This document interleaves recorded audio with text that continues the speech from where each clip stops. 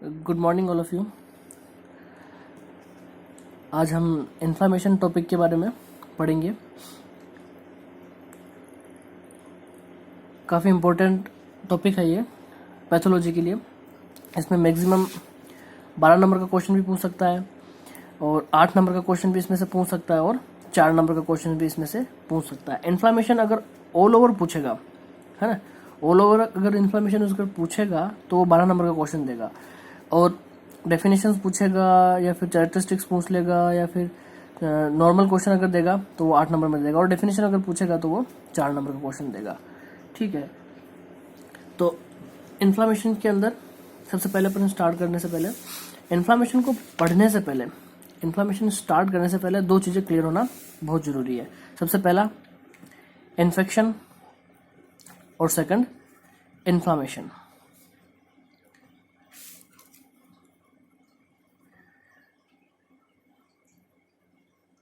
Inflammation तो infection क्या है, ध्यान से समझना। इन्फेक्शन का मतलब होता है invasion and multiplication of a pathogen with in the body. इसका साफ मतलब ये है कि किसी भी पैथोजन का जो हार्मफुल है ना, आपकी बॉडी के लिए क्या है, हार्मफुल है। कोई भी एजेंट हो सकता है, वो कोई भी पैथोजन हो सकता है, वो लिविंग भी हो सकता है, नॉन लिविंग हो सकता है, उसका आपकी बॉडी में इन्वेजन करना, उसके बाद में इन्वेजन करने के बाद में मल्टीप्लिकेशन करना, मतलब एक से बढ़ोतरी करना, एक से ज़्यादा और ग्रोथ करना। करने के बाद अगर आपकी बॉडी में वो अनावश्यक ग्रोथ कर रहे हैं तो उसको अपन बोलेंगे इन्फेक्शन, है ना। किसी भी पैथोजन का आपकी बॉडी में एंटर करना, एंटर करने के बाद मल्टीप्लिकेशन करना, कौन सा पैथोजन जो कि हार्मफुल है, अगर उसका आपकी बॉडी में इन्वेजन हो चुका है उसके बाद में मल्टीप्लिकेशन कर रहा है तो उसको अपन बोलते हैं इन्फेक्शन। और इस इन्फेक्शन के हो जाने के बाद, इस इन्फेक्शन के अकर हो जाने के बाद जो इसके ऊपर रेस्पॉन्स शो करती है आपकी बॉडी, जो इसके अगेंस्ट है ना, इसके अगेंस्ट जो बॉडी आपकी रेस्पॉन्स शो करेगी उसको अपन बोलेंगे इन्फ्लामेशन, है ना। सिंपल सी बात है। किसी भी माइक्रो ऑर्गेनिज्म का, पैथोजन का जो कि आपकी बॉडी के लिए क्या है, हार्मफुल है, उसका अगर आपकी बॉडी में इन्वेजन होना, इन्वेजन होने के बाद में मल्टीप्लिकेशन होना अगर हो रहा है तो उसको अपन बोलेंगे इन्फेक्शन। और इस इन्फेक्शन के अगेंस्ट, इस इन्फेक्शन के अगेंस्ट आपकी बॉडी कुछ रेस्पॉन्स शो कर रही है, उस रेस्पॉन्स को अपन बोलेंगे inflammation. Is it clear? Okay, next. तो इन्फ्लामेशन क्या है, इसका इंट्रोडक्शन पढ़ेंगे अपन। Inflammation is a local response of living cells या living tissue to injury due to any agent. Inflammation एक आपकी बॉडी के द्वारा किया हुआ रेस्पॉन्स है लिविंग ऑर्गेनिज्म के अंदर या फिर लिविंग सेल के अंदर इंजरी हो जाने के बाद। अगर किसी लिविंग, ऑब्वियसली बात है कि भाई अगर कोई टिश्यू या कोई सेल लिविंग है तभी तो उसके अंदर कोई रेस्पॉन्स या कोई एक्टिविटीज हो सकती है। अगर वह लिविंग नहीं है तो कोई प्रश्न ही नहीं उठता है कि आप उसमें इन्फ्लामेशन रेस्पॉन्स की एक्टिविटी का स्टडी करो या ना करो। क्योंकि ये लिविंग है तो इसको अपने को रेस्पॉन्स सारा पढ़ना पड़ेगा। इन्फ्लामेशन के क्या क्या रेस्पॉन्स होते हैं वो अपने को सारे पढ़ने पड़ेंगे। तो inflammation is a local response to living tissue to injury due to any agent. किसी भी लिविंग सेल्स के अंदर, लिविंग टिश्यू के अंदर क्या हो चुकी है, इंजरी हो चुकी है, तो इस इंजरी के अगेंस्ट जो आपकी बॉडी रेस्पॉन्स देती है उसको अपन बोलेंगे इन्फ्लामेशंस। अब वो इंजरी किसी की वजह से हो सकती है। इंजरी कौन कौन सी ऐसी मुख्य वजह रहेगी तो उसको अपन बोलते हैं एजेंट, कि किस एजेंट के थ्रू वो आपकी बॉडी में इंजरी हुई है। तो ये एजेंट 2 टाइप्स के हो सकते हैं। पॉजिटिव एजेंट कितने प्रकार के हो सकते हैं भाई? 2 प्रकार के। कौन कौन से? पहला लिविंग और दूसरा नॉन लिविंग, है ना। तो लिविंग के अंदर कौन कौन से एजेंट्स आएंगे जो आपकी बॉडी के अंदर इंजरी कर सकते हैं या फिर इन्फेक्शन कर सकते हैं? तो सबसे पहला वायरल या फिर वायरस, बैक्टीरिया, फंगस, है ना, प्रोटोजोआ वगैरह, एमीबा, है ना। ये सारे जो एजेंट्स है वो सारे लिविंग एजेंट्स है, और नॉन लिविंग एजेंट्स के अंदर सबसे पहला आएगा आपका ट्रोमा, दूसरा बर्न, तीसरा रेडिएशन, और चौथा कोई आपके सबसे पहला ट्रोमा हो गया, बर्न हो गई, रेडिएशन हो गई, और उसके अलावा कोई इंजरी हो सकती है ना, इंजरी या फिर केमिकल, है ना, ये सारे आपके नॉन लिविंग एजेंट्स है। इसके थ्रू भी आपकी बॉडी के अंदर क्या हो सकता है, इंजरी हो सकती है ना। तो इन दोनों एजेंट्स के अगेंस्ट जो आपकी बॉडी रेस्पॉन्स करती है उसको अपन बोलते हैं इन्फ्लामेशंस। ओके, नेक्स्ट पॉइंट क्या बोलना चाह रहा है, फंडामेंटली प्रोटेक्टिव रेस्पॉन्स। यह टोटली आपकी बॉडी के द्वारा किया हुआ एक प्रोटेक्टिव, मतलब एक सकारात्मक रेस्पॉन्स इसको बोल सकते हैं अपन, बचाव रेस्पॉन्स अपन इसको बोल सकते हैं। Next, ultimately goal is to get rid of the initial cause cell injury.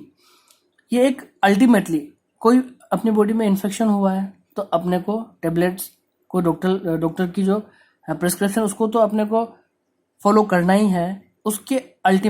उसके अलावा आपकी बॉडी भी खुद रेस्पॉन्स शो करती है, इसको अपन इन्फ्लामेशन कहते हैं, और इस इन्फ्लामेशन के थ्रू उस इंजरी को वो हटाने की कोशिश करती है। गेट रिड मतलब छुटकारा दिलाने की कोशिश करती है। ठीक है, इसका गोल अगर अपन इन्फ्लामेशन की बात करें गोल की, तो उसका गोल टोटली यही होगा कि get rid the initial cause cell injury. किसी भी सेल इंजरी का जो कोज है उस कोज को, और उस इंजरी अगर हो चुकी है तो उस इंजरी को हटाने का काम कौन करेगा, इन्फ्लामेशन के जरिए ये काम होगा। नेक्स्ट, विदाउट इन्फ्लामेशन वुंड गो अनचेक्ड नेवर हील। विदाउट, अगर आपकी बॉडी में इन्फ्लामेशन की एक्टिविटी नहीं हो रही है तो जो वुंड था वो अनचेक्ड रहेगा और नेवर हील, वो ठीक नहीं हो पाएगा, है ना। उसके बाद में डेफिनेशन क्या बोलना चाह रही है, it is a fundamentally a protective response to get rid of the offensive injury, and if this goes unchecked it may be harmful। Simple सी डेफिनेशन है इसकी कि it is a fundamentally a protective response, यह body का totally protective response है। To get rid मतलब होता है छुटकारा पाना, ऑफेंसिव इंजरी से मतलब किसी घातक इंजरी की वजह से, या फिर घातक इंजरी ना हो उसको प्रोटेक्ट करने का एक फंडामेंटली प्रोटेक्टिव रेस्पॉन्स है जो कि आपकी बॉडी के द्वारा किया जाएगा। इफ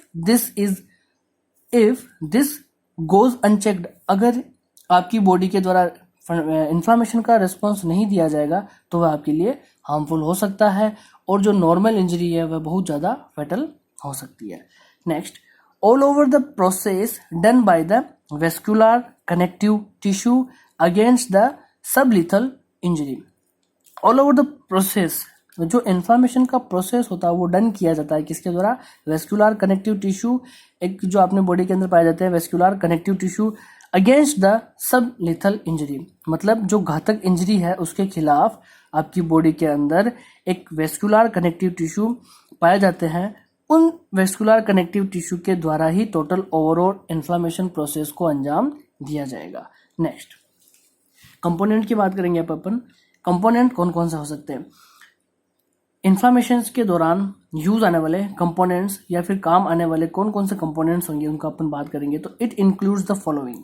सबसे पहला ब्लड वेसल्स, किसी भी इन्फ्लामेशन के अंदर blood vessels anyhow use आएगी। ब्लड वेसल्स के अंदर पाया जाने वाला plasma. Next, circulating cells, circulating cells के अंदर नाम से पता चल रहा है सर्कुलेटिंग सेल मतलब वह सारी कोशिकाएं जो अपनी बॉडी में सर्कुलेट होती रहती है। तो न्यूट्रोफिल्स ऑब्वियसली होती है, डब्ल्यूबीसी का टाइप है, ब्लड के अंदर पाई जाने वाली सेल्स है। Neutrophils, eosinophils, monocytes, lymphocytes, basophils, mast cells etcetera etcetera, ये सारी सेल्स को क्या बोलेंगे अपन, इसको सर्कुलर सेल बोलेंगे। Next, extra cellular matrix.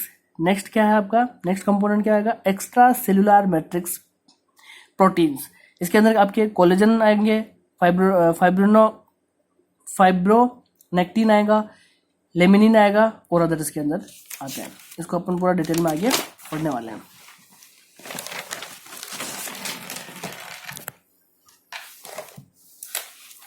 ठीक है, फिर उसके बाद में टाइप ऑफ इन्फ्लामेशन।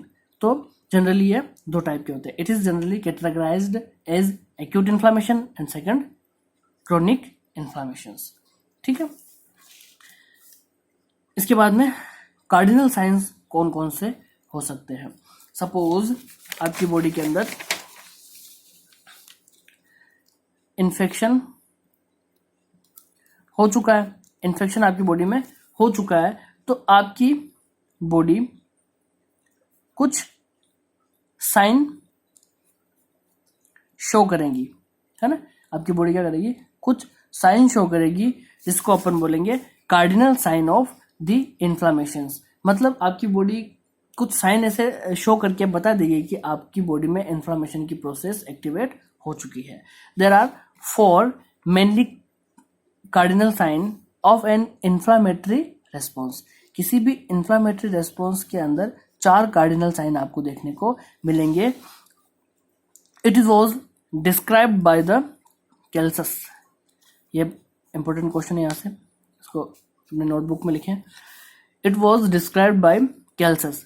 केल्सस ने बताया था इन्फ्लामेशन के 4 मेन कार्डिनल साइन। तो सबसे पहला आता है अपना, इस प्रकार से समझ लो पहले आप, जो नॉर्मल की है इनकी। सबसे पहला साइन आपको देखने को मिलेगा हीट। वहां का टेम्परेचर बढ़ जाएगा। हीट मतलब टेम्परेचर बढ़ जाना। जहां पे इंजरी हुई है पर्टिकुलर, उस एरिया के अंदर रेडनेस आपको शो होगी, आपको रेडनेस देखने को मिलेगी। जनरली पेन भी आपको देखने को मिलेगा, और वहां पे स्वेलिंग, ऑब्वियसली वहां पे अपने को स्वेलिंग देखने को मिलती है। तो केल्सस ने इनको कुछ अलग नाम दिए थे। तो हीट को उसने नाम दिया था कैलोर, रेडनेस को उन्होंने नाम दिया था रबर, ठीक है। पेन को उन्होंने नाम दिया था डोलार, और स्वेलिंग को उनको नाम दिया था ट्यूमर। तो ये 4 कार्डिनल साइन दिए थे केल्सस ने। उसके बाद में रुडोल्फ विर्चो साहब ने एक साइन और ऐड किया था। उस साइन का नाम है फंक्शियोलेसिया। क्या नाम है भाई? फंक्शियोलेसिया। इसका मतलब होता है लॉस ऑफ फंक्शंस। जनरल सी बात है, किसी भी पर्टिकुलर एरिया के अंदर, है ना, पर्टिकुलर एरिया के अंदर, जैसे सपोज जो मिडिल फिंगर है, सबसे स्मॉल फिंगर है, उसके अंदर इन्फेक्शन हो चुका है या फिर कोई इंजरी हो चुकी है, तो पर्टिकुलर उस फिंगर की पर्टिकुलर कुछ सेल्स क्या करेगी, कुछ समय तक के लिए, या जब तक ठीक नहीं हो जाती है तब तक के लिए उसका फंक्शन कम हो जाएगा या फिर बंद हो जाएगा। तो उसको अपन बोलेंगे फंक्शियोलेसिया। यह साइन से रूबरू कराने वाले वैज्ञानिक थे रुडोल्फ विर्चो, ठीक है। उसके बाद में वही वाली बात जो मैंने आपको पहले बताई थी, एजेंट कौन कौन से होते हैं इंजरी के, तो वही कोज है। जैसे कोज ऑफ इन्फ्लामेशन, तो कोज कौन कौन से हो सकते हैं भाई? अपन ने दो बताए थे। तो पहला बताया था अपन ने लिविंग, और दूसरा बताया था अपन ने नॉन लिविंग। तो पहले में कौन सा कोज आएगा लिविंग के अंदर? Bacteria, viruses, mycoplasma, fungi, protozoa और पैरासाइट्स, ठीक है। ये सारे इंजरी देने के पॉजिटिव एजेंट हैं। अब ये कौन कौन से पॉजिटिव एजेंट है? ये सारे लिविंग पॉजिटिव एजेंट है जिसके द्वारा इंजरी हो सकती है। Next non living. Non living के अंदर क्या आएगा भाई आपका? सबसे पहले ट्रॉमा, दूसरा रेडिएशंस, कोई केमिकल्स हो गया हो, कोई बर्न हो गया हो। तो ये सारे नॉन लिविंग इंजरी के एजेंट हैं, ठीक है। उसके बाद में अपन पढ़ेंगे एक्यूट इन्फ्लामेशन। फिलहाल यहाँ तक आपको कंठस्थ कर लेना है। यहाँ तक का जो मैटर अभी मैंने पढ़ाया वो भी कितने ही बार 4 नंबर के क्वेश्चंस के अंदर पूछ लेते हैं ना। कार्डिनल साइन ऑफ इन्फ्लामेशन, तो कार्डिनल साइन आपको अच्छे से, 5 कार्डिनल साइन आपको अच्छे से याद होने चाहिए। और डेफिनेशन आपको इन्फेक्शन की और कभी भी इन्फ्लामेशन के क्वेश्चंस को अगर सोल्व करना स्टार्ट करते हो तो पहले इन्फेक्शन क्लियर कर देना और फिर उसके बाद में इन्फ्लामेशन क्लियर करके आप अपना क्वेश्चन आगे स्टार्ट करें। Okay, God bless you.